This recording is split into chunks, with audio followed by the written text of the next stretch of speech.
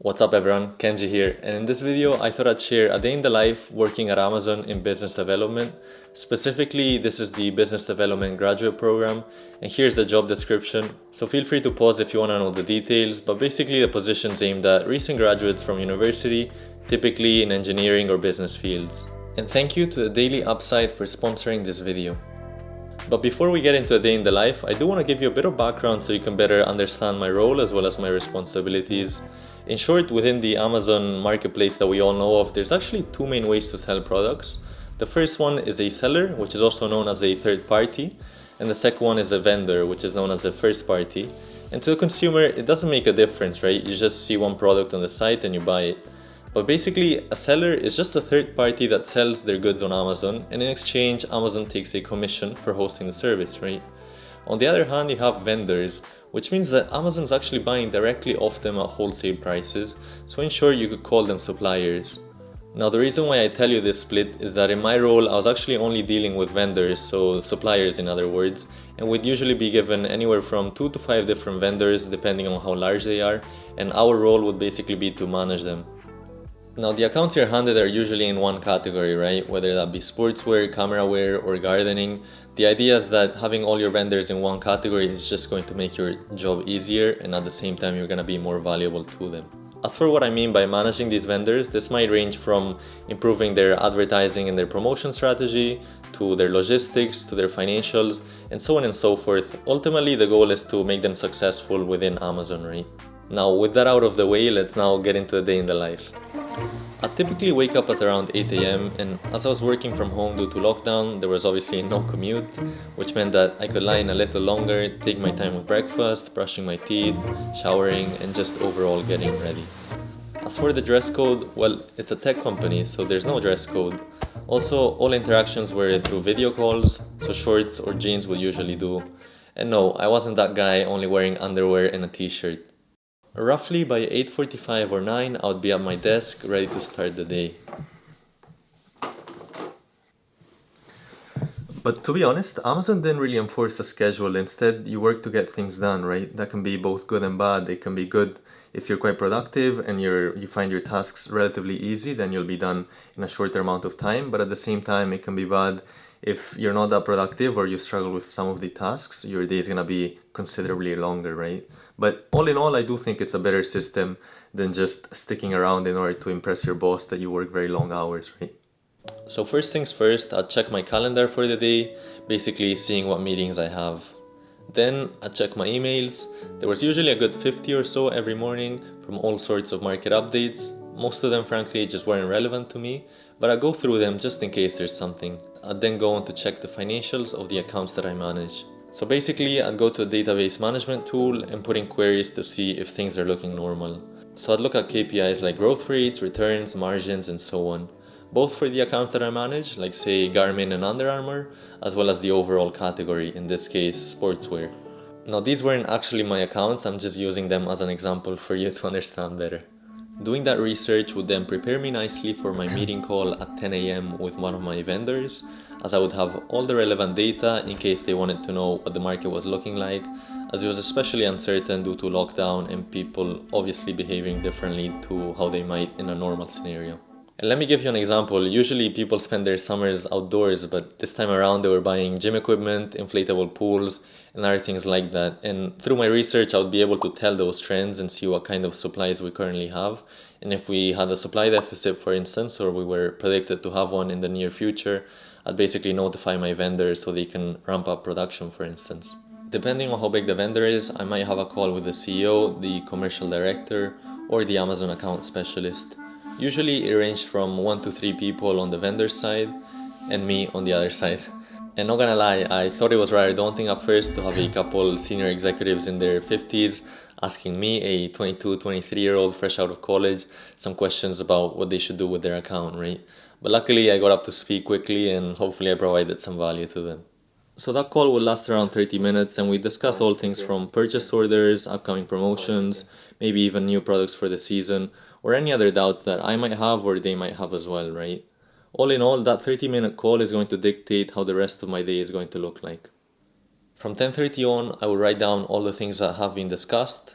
so I can send them to my managers so they can be in the loop, and also for my vendor and I to hold ourselves accountable. And let's just say that for the purposes of this video, there's 3 main tasks that the vendor is asking me to do, just so I can walk you along. Number 1, place an order of 1000 units of smartwatches to XYZ warehouses. Number 2, send a report with the products that I think should be marketed for an upcoming promotion. And lastly, send out another report with all the product pages that need improving. So things like having poor images, wrong titles, short descriptions, or other things like that. So like I said earlier, I would work on these tasks throughout the day, and depending on how important they are, I might finish them in 1 to 3 days. But before we continue, let me briefly talk to you about the Daily Upside, a free business and finance newsletter that I've been reading for a few months now. They're quite new, but they already have well over 100,000 subscribers, and it's for good reason. They combine delivering important news with a bit of humor.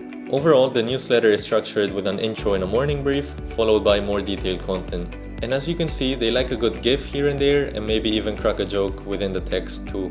I personally enjoy reading them for getting some free quality insights on business news, but I also think it's a great resource for a typical interview question of tell me about some recent business news, where the Daily Upside will definitely have you covered for that. And if you're wondering how reliable their content is, the company was created by a former investment banker, and they now have a team of experts ranging from career journalists to scholars. So if you want to sign up to the Daily Upside, I'll leave a link in the description. Alright, let's get back to the video. So until 1, I might be working on these tasks. Some I might be able to do myself, while others I might need to go ask around to the expert in a particular thing, like say the expert in supply chain. So let's say that out of these 3 tasks, I'm able to complete number 1, the purchase orders, which is rather quick, and the third one on improving the product page. And while I'm working on these tasks, it's not uncommon to get interrupted by colleagues asking for help, or some emails you might need to reply to. So once I'm done with these tasks, I'll notify my vendor that they're done and I'm still working on the third one. And if I feel stuck along the way, I'll obviously grab a quick snack or maybe take a short break. At 1, it's lunchtime. This would just be at home, mainly because it was just more convenient and cheap, right? Also, most restaurants were closed, so yeah. I'd say around 30 minutes was the normal lunchtime. So back to work, and let's say that from 1:30 to 2:30 there's a training course for using a specific platform. So there's people live from all over the world, and there's one instructor who's usually an Amazon employee that's a couple years in, teaching us how to use the platform. And these platforms might be things like internal tools to analyze data, to outsource tasks to a support team, or to raise errors internally. So basically the first 30 minutes would be theory, basically just listening to the instructor, followed by a 30-minute project or a case study where we needed to submit it by the end of the hour. Then after a course, let's say that I get an urgent email from one of my vendors, basically saying that one of the images that they uploaded isn't uploading correctly, could you please check that? So for the next hour, I'd check what's going on, see if I can fix the problem myself. If not, I would escalate it to the right team. And let's say that hopefully I can solve the issue in an hour and I can give the good news to the vendor. Between 3:30 and 4, if I'm not feeling very productive, I'm just gonna chill on the sofa, on my phone, maybe read something until I get re-energized to get back into it. And like I said earlier, it's about getting your job done and not so much about spending X number of hours in front of the computer, right? Between 4 and 4:30, I might have a coffee chat with my manager. We aim to have around 2 coffee chats a week just to see where things are at, see if I'm doing alright basically. Also, because we weren't allowed in the office, it was a good way to socialize with my boss. I'd usually just use this time to ask specific questions on things I wasn't sure how to do. So for instance, how do I go about selecting products for a promotion? Sometimes my boss would be able to answer them, while other times he would just refer me to someone else. And let's say that for this one, my boss refers me to a colleague who's actually the expert in promotions. So I quickly jump on a 30-minute call now that they're available. So I'd lay out my task and he would walk me through how to tackle it. Basically, he would give me all the information I needed to filter the right products. For example, what are the requirements for a promotion, how much should be invested, and so on. So with that information noted, I would then get started on preparing the report. So I'd start doing some queries on the database management tool to filter by all the requirements I've been given, and let's say I get a total of 10 products to promote. I'd then prepare a budget for me to share with the vendor, as well as make the information visually pleasing for them to understand better. Once I have all that, I would summarize it in an email and send it out to the vendor. And let's say that whole process would take me around 2 hours, so from 5 to 7 p.m. And then for the next hour or so, I might do more admin tasks. So things like replying to emails, to chat messages, as well as setting up future meetings with clients or with my manager. And yeah, just overall preparing things for the next days, right? At around 8 p.m., I would wrap things up and go for a walk or a run outside just to get some fresh air.